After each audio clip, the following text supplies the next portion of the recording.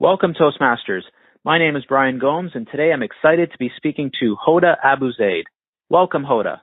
Thank you. Thanks for being with us. I'm going to start with a bit of background on Hoda. She's been a member of Walmart Visionary Leaders Toastmasters, and she's been there since October 2014. 10 years ago, she was a member of Kraft Undisputed Toastmasters. In 2014, she competed in the Humorous Contest and reached the area level. In 2015, she competed in the International Speech Contest and reached the division level.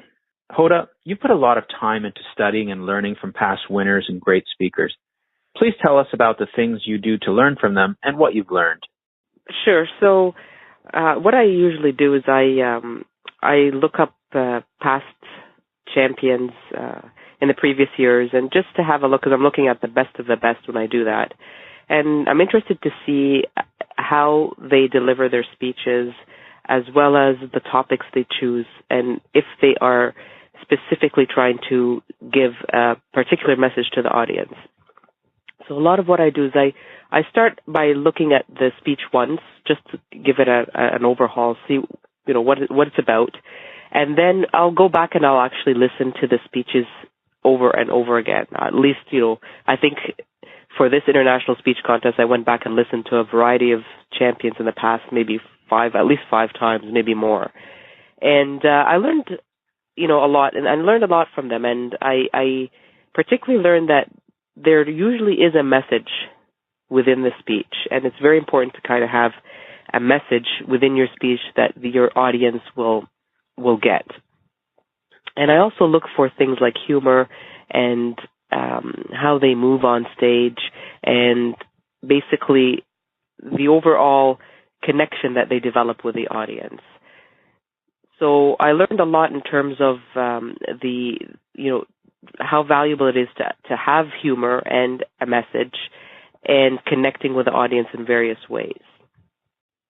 I was going to say that some of these speakers also may have additional material online, like they might have a website that you can go to that they give you further tips on speaking, and I'll go reference that as well to see what they have to offer. So overall, I learn about speech structure, their messaging, how they connect with the audience, and see the way that they move on stage. So you're finding these people on YouTube, is that correct? And do you have any favorites? And are you listening to the finals or other levels as well? This is on YouTube, and I started by looking at the finals. And when I've exhausted that, I try to look for others, because some of the semifinals are taped as well. So not all on there, but whatever I can find, I will look for them as well. And do you have any favorites? Favorite speeches? I loved, to tell you the truth, I loved both the champions of 2013 and 2014. Both were different speeches, very different deliveries, but they were incredible. I really loved those past 2 years winners. Excellent. And do you think that every international speech contest speech needs to tell a story? And if so, what kinds of stories do you think the audience relates to? Most of the speeches that I've seen always tell some kind of story. And I truly, truly believe that audiences relate to personal stories more than anything else. Audiences will always find something in personal stories that they can relate to. It could be a similar situation that they've went through, or a scenario or event, or someone that they have gone through the similar experience. Overall, I basically feel that personal stories always have a way of triggering either a memory or a thought in the audience, and that's a great way to connect personally with the audience. And what kind of stories do you like to tell, Hoda?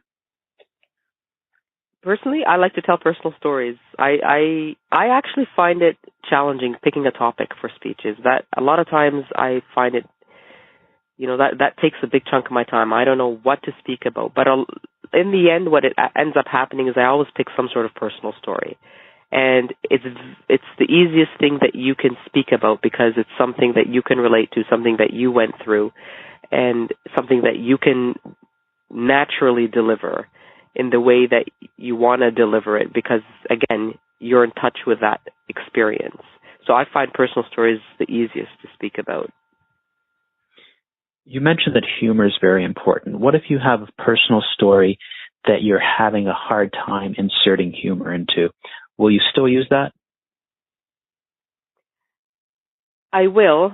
I actually, in this past speech contest, I chose one that, it's not meant to be a humorous speech, but I tried to insert some humor in it here and there. And you can always find a way to insert humor, in a speech. And it is difficult. It is difficult to produce a speech that will, have 90% of it humor. I find that challenging, but it's, I think you can always find a way to take something and say it, add some, add some humor to it in some way, whether it be in different spots. It doesn't have to be continuously through the speech, but you can insert in a few spots within the speech. I agree. I find if you really revisit the idea a lot, you can find the humor within it that you didn't see the first time. Right. Hoda, you work very hard on your speeches. How early will you start preparing for the International Speech Contest in 2016? And do you have a game plan for that?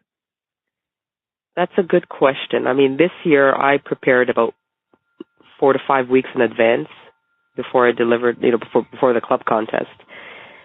Next year, I have no idea, but I'm hoping it's going to be earlier. Again, my challenge is coming up with a topic, and having listened to some of these champions in the past and other speeches in the past, it's going to be basically once I have an idea of what I want to speak about, I want to make sure that it's well structured and has a message and has some humor in it as well.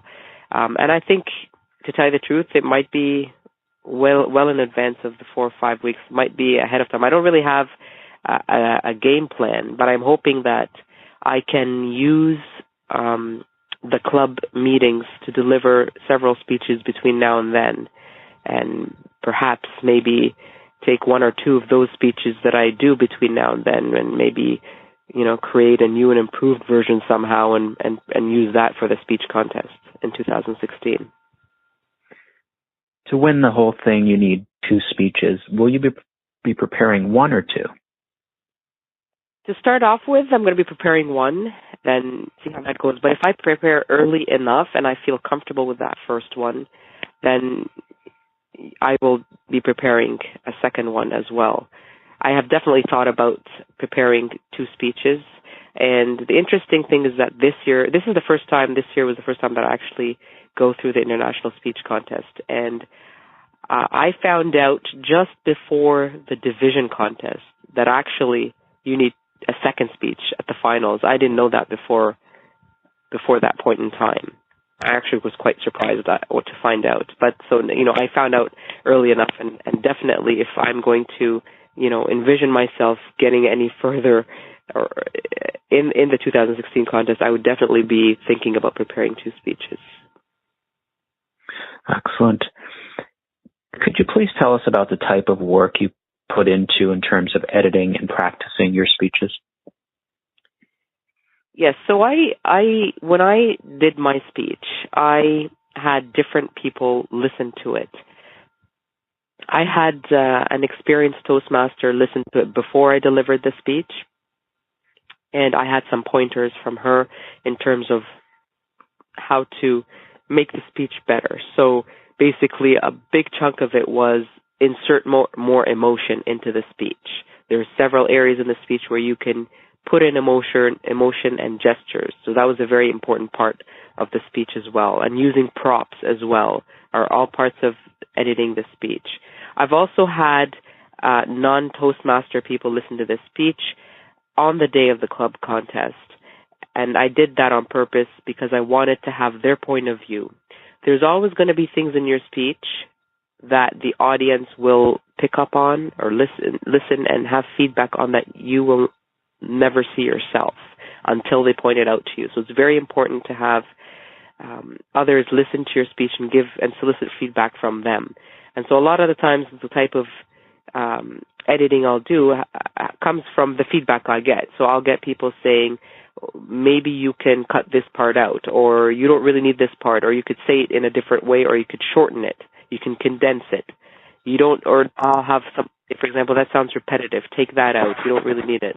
So these are some of the things that, I didn't see the first few times around, but somebody who listened to it more than once came back and gave me that feedback, and I certainly use that feedback to edit my speech.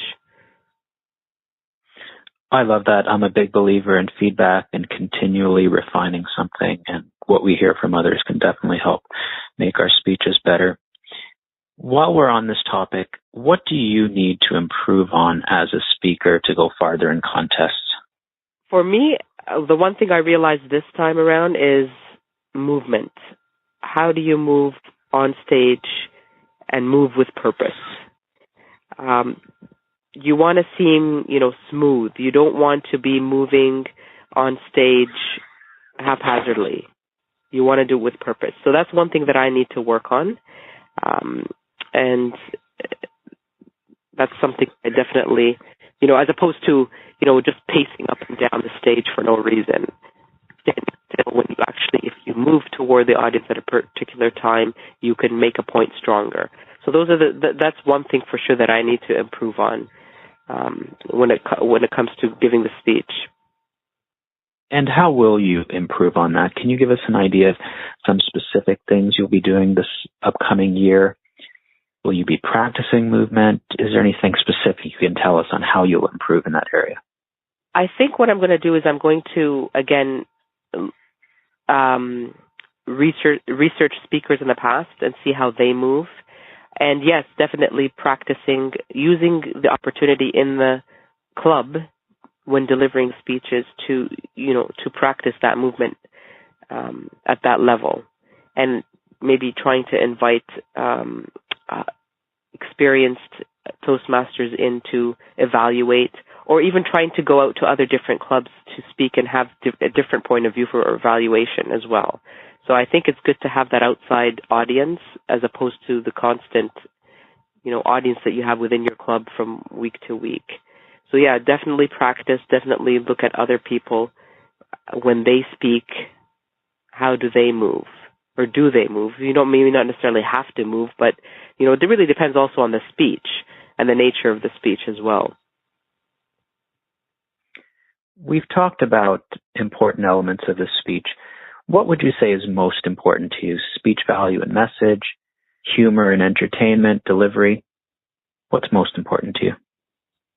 I think having humor is a very important element to connect with the audience. If you leave the audience laughing, smiling at the end, they'll always remember that. They'll always remember, wow, that person who delivered that speech, that was hilarious. That was so funny. Like, it just makes them feel elated, So I think humor is very important. I also think it's actually at the same time challenging to put into a speech, but I definitely think humor is an important element. I think having a personal or inspirational message as well is very important in the speech as well. And I think that once you have, both the humor and some sort of personal message, then the delivery becomes basically the icing on the cake. The delivery is very important. And, I can't stress how important it is to really practice your speech. You have to be very well prepared when you deliver that speech in a contest. Practice is all I could say to nail a really good delivery. Of those speech elements we just talked about, which comes most easily to you and which is most of a challenge for you? I find that once I have a speech down, my delivery is my strength. I have, another one of the elements that's important is also the language that you use.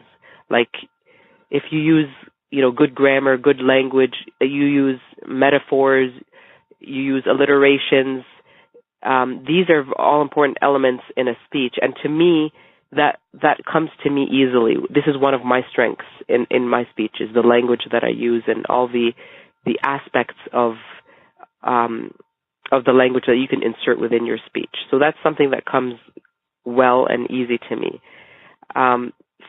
For me, again, I'll say that the challenging part is trying to make it as humorous as possible. It is nice to be able to have humor inserted throughout the speech as much as possible. And that might be a challenge, again, depending on the nature of the speech. How important is natural voice to you? Sometimes I've written speeches and the writing might have been nice, but it wasn't my natural voice or speaking style. How important is natural voice to you?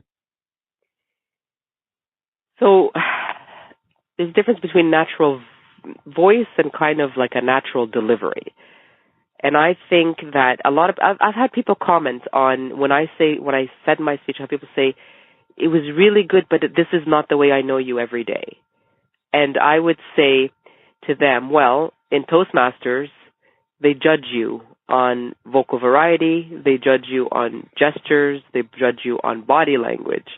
So it's almost, I'm not going to say impossible, but it's going to be pretty challenging to be your everyday natural self when you give a speech. Because in a speech, you're going to incorporate body language and vocal variety and gestures, and that's going to take you out of your everyday norm.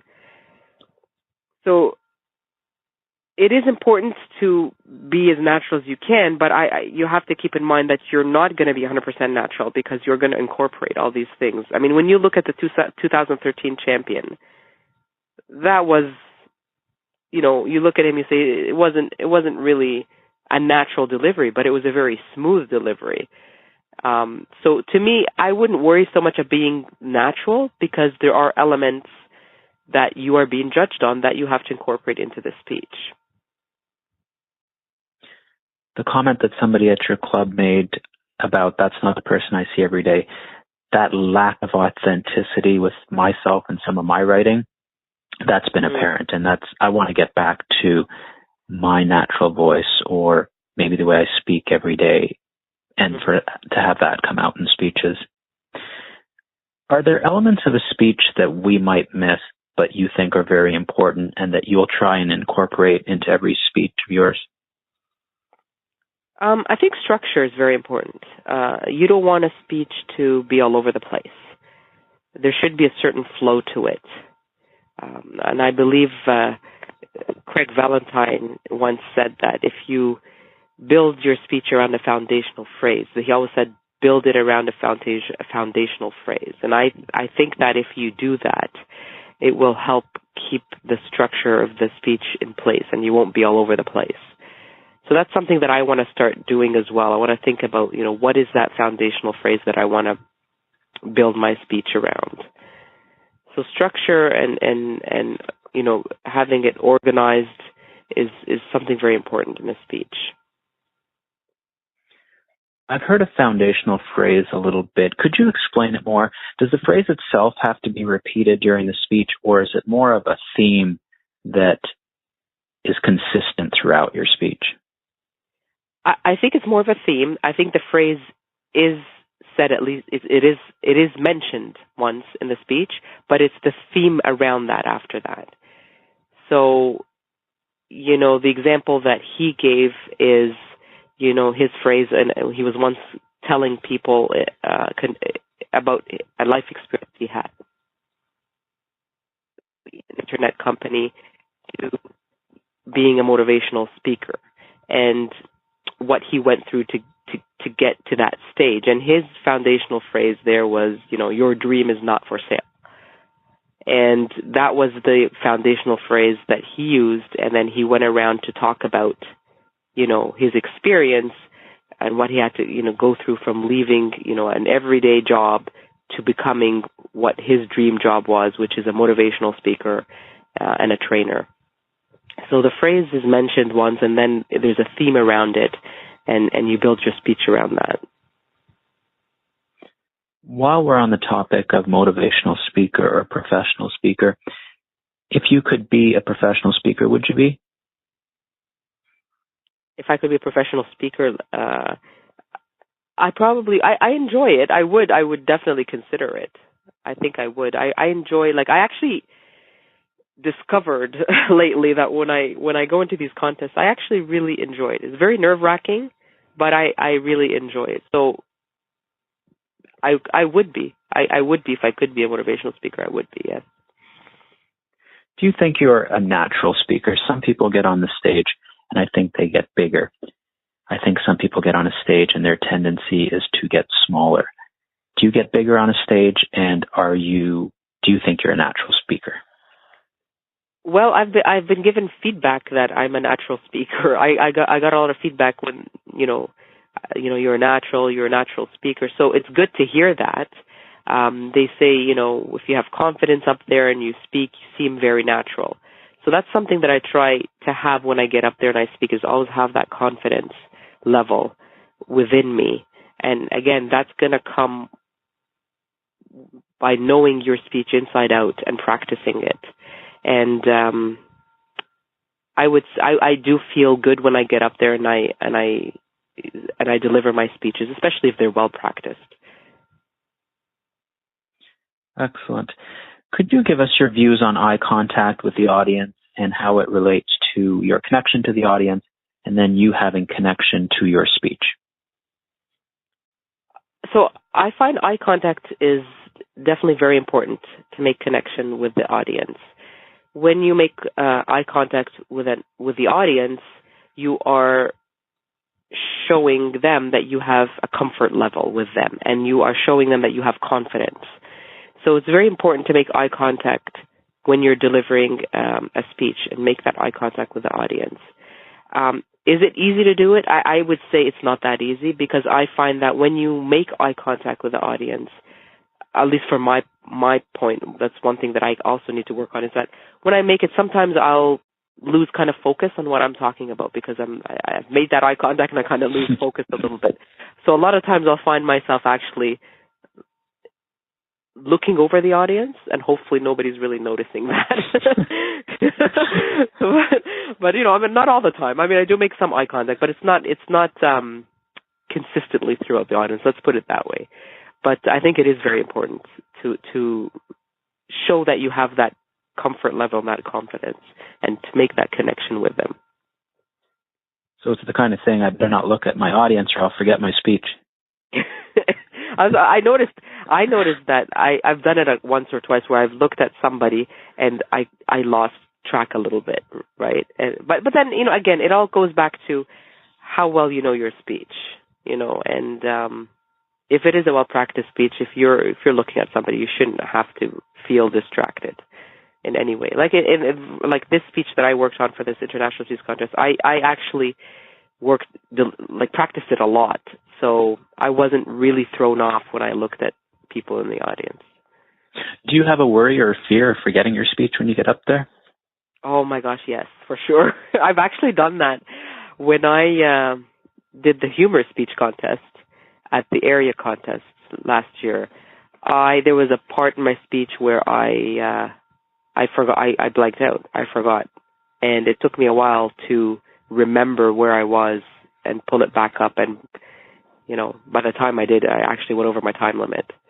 But again, I'll say that I didn't prepare nearly as much as I did for this international speech contest. In fact, I barely joined Toastmasters when I decided to compete in that humorous speech contest. I actually officially joined the day I competed at the club contest.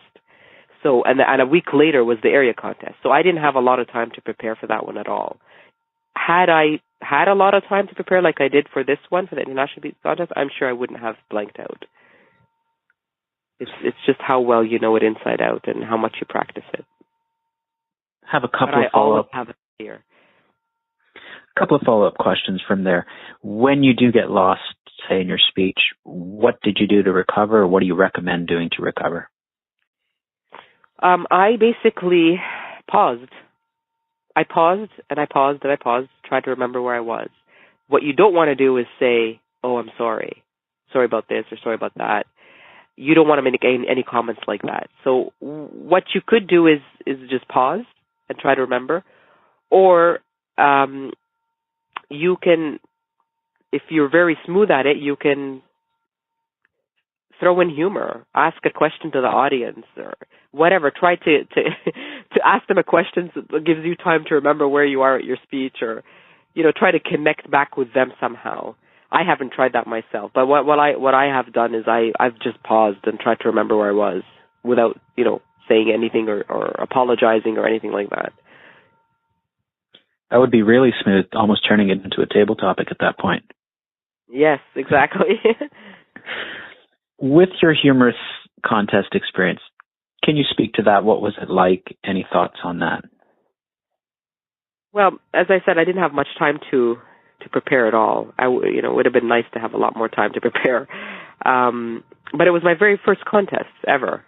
And I decided to push myself to the limit and take the challenge and just do it. It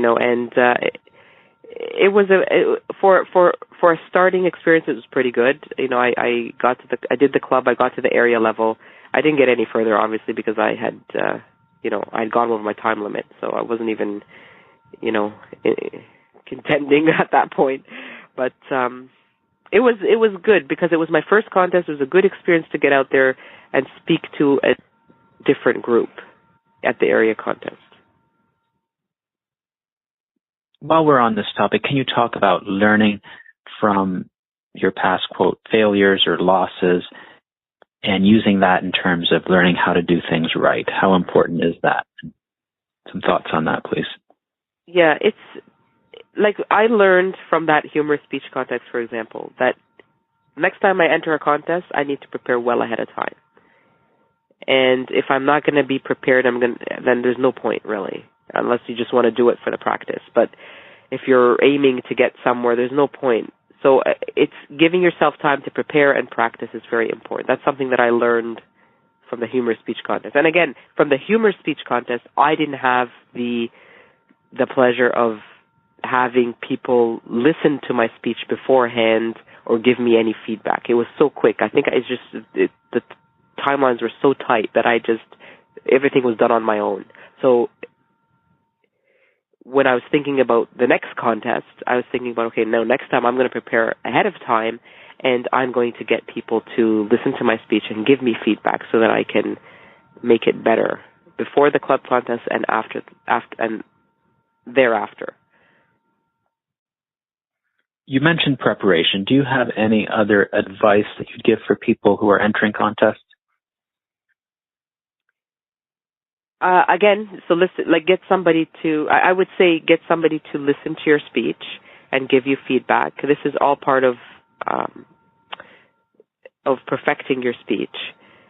And keep an open mind when people give you feedback. Like for this international speech contest, I was pretty set at the beginning. I thought, oh, this is it. This is going to be it. But when I started to listen to feedback, I was very open.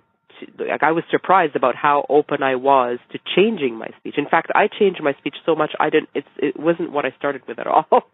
And there were times where I said, oh my God, if I take this out, if I do that, if I do this, it's not going to be the speech that I want to deliver anymore. It's going to be a completely different speech than what I started with. But you have to keep that open mind, because really in the end you might actually end up with something even better. And that's what you have to do, is keep an open mind and listen to what people have to say and try to incorporate their feedback into your speech. You may not incorporate all of it. Like I didn't end up incorporating all of it, but there's a lot of good stuff in there that people give you that you can incorporate, or incorporate in a different way that would make you feel more natural about it. I very much agree that speeches, we need to keep a very open mind to them and really get in there and rip them apart and make them better and be open to a lot of things. Yeah, definitely. What would be a result that you'd be happy with in the international speech contest, near and long term? In the near term, I'd be very happy if I can make it to the district contest. Very, very happy with that. In the long term, I definitely would want to make it to the semifinals, at least to the semifinals and the finals. If I make it to the semifinals, I'd be very happy as well. That's an amazing result. Going to the semifinals, winning district, that would be fantastic. and an incredible achievement. And how about the humorous speech contest? The humorous speech contest, I would love to make it to the district, rather than the final, which is the district, basically, right? Okay. So it would be nice if I could make it to the district. I'll have more time to prepare next time, so hopefully it will work out. And while we're on the topic, how about evaluation and table topic contests? I have not competed in those. I don't see myself competing in those in the near future. I am more interested in speech delivery and writing and focusing on that. So I don't plan on competing in table topics and evaluation contests anytime soon. Okay. What do you love about competing in speech contests? I really enjoy speaking to different audiences. So when you move to the club, to the area, to the division, you have a completely different audience each step of the way. And then the audiences get bigger. And that just presents you with a bigger challenge. So when I'm finished giving the speech, it actually gives me a very big sense of accomplishment for delivering that speech in public, in a larger audience, in front of more people that I don't know. So I really enjoy that. I also really enjoy the opportunity to listen to other speakers during these contests. That's something that I really look forward to as well. And then, of course, any feedback that I get from the audience after that, whether, you're one of the winners or not, you get a lot of people come up to you and just say, give you some really positive feedback. And that basically makes you feel like you have an even, bigger sense of accomplishment. So it's speaking to the different audiences, the bigger audiences, getting that exposure and feeling that sense of accomplishment afterwards. And how important is touching them with your message? I think it's quite important. I haven't heard other people speak as well. Sometimes I don't get the message. Sometimes I feel that the speech is all over the place. And that's something that I don't want to do when I deliver my speech. I want to be able to have a message and be able for them to take away the message and feel inspired. And I think I've done that with the International Speech Contest this year. I've had a few people come up to me and say it's really inspiring, and that made me feel really good. So I think it's very important to touch the audience with your message. Were you happy with your run in the International Speech Contest this year in 2015? I was happy. My goal was, I said at the beginning, my goal is to get to the division, and then I said even better to the district. I made it to the division, and I said if I make it to the division and I deliver the way I want to deliver, I'll be happy, and I did that. So I got to the division contest, and I delivered the way I wanted to deliver, and I was very happy about it. So I was happy with the outcome. I like hearing that. I think it's important at times to divorce ourselves from any result or outcome and just take care and control of the things we can. Yeah. Will you be attending the district conference and the International Speech Contest there this year?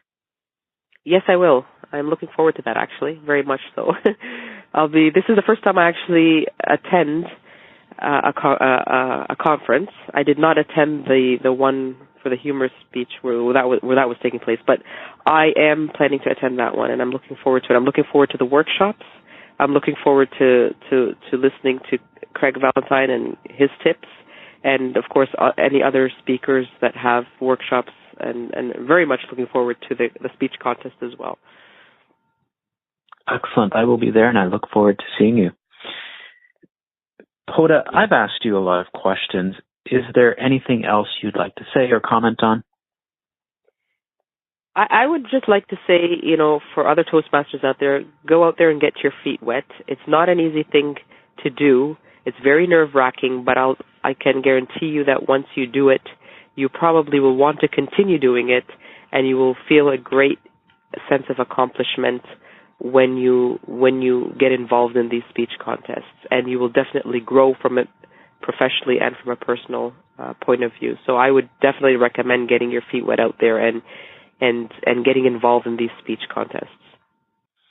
Hoda, I want to thank you so much. You've shared a lot of your contest experience and your knowledge in public speaking. You've helped me a lot, and I'm sure you've helped a lot of Toastmasters who are listening. Thank you very much.